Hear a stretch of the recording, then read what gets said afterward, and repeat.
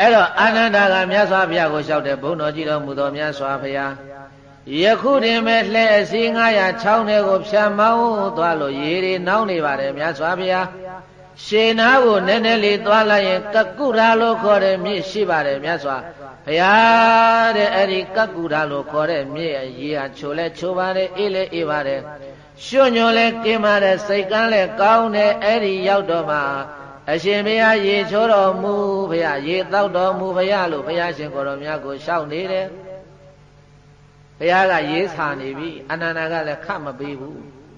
ဘာဖြစ်လို့တုံးဆိုတော့ဘိန်းတို့ပြေတရေလဲစီ900ဖြာသွားလို့အဲ့ဒီချောင်းရေနောက်နေတယ်ရေနောက်တွေနောင်တော်ကြီးဘုရားကိုမတိုက်ချင်းလို့မကတ်ချင်းလို့အာနန္ဒာကဘုရားကိုရှောက်နေတယ်သိခံလိုက်ပါဘုရားတဲ့ရှင်မကကူရာမြစ်ရှိပါတယ်အဲ့ဒီမြစ်ရေကချိုလဲချိုလဲအေးလဲအေးတယ်ကြည်လဲကြည်တယ်ရွှွညွန်လဲကင်းတယ်စိတ်ကန်းလဲကောင်းတယ်အဲ့ဒီရောက်တော့မှရှင်ဘုရားပင်မနှွမ်းနေတာရေချိုတော်မူဘုရားတောက်တော်မူဘုရားအဲ့ဒီလိုအာနန္ဒာကဘုရားရှင်ကိုယ်တော်မြတ်ကိုလျှောက်တော့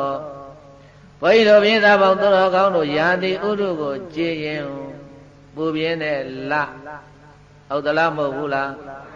ယောဂါကသေဝသွန်တဲ့ယောဂါ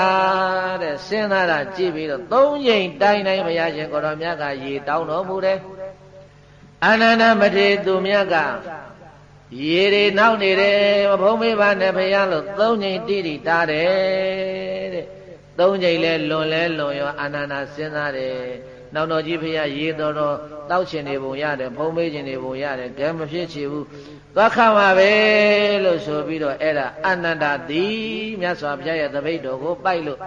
အဲ့ဒါချောင်းနဲ့ရှင်းပြီးတော့ရေကိုခတ်လဲခတ်လိုက်ရောလဲ900ဖြာသွားလို့နောက်နေတဲ့ရေတွေကကြည်လင်လန်းဆန်းပြီးတော့လာတာကိုတွေ့ရတယ်အဲ့ဒီတော့မှအာနန္ဒမထေရသူမြတ်ကအိုးမြတ်စွာဘုရားရဲ့တကူအာနုဘောဟာကြီးမြတ်ပါပြီသွားတကားအစရိယဝတ္တာဘောအဘုဒ္ဓဝတ္တာဘောလက်လျှောက်တီး၍လက်ဖြည့်တီး၍အံဩဝရကောင်းလာပါပြီသွားတကားနောက်နေတဲ့ရေတွေဟာကြည်လာပြီဟဲ့ဆိုပြီးတော့အဲ့ဒီမှာသပိတ်တော်နဲ့ရေခတ်လို့ဘုရားရှင်ကိုယ်တော်မြတ်ကိုရေကတ်တော်မူပါတယ်ကဲဒီတော့ဘုရားသားရေမြတ်စွာဘုရားဖုံးမိတော်မူရတာဟာရေနောက်လားရေကြီးလားရေကြီးပဲအဲ့ဒါတချို့ဘသူကဘယ်လိုကြားလဲမသိပြောတန်ကြားဘူးတဲ့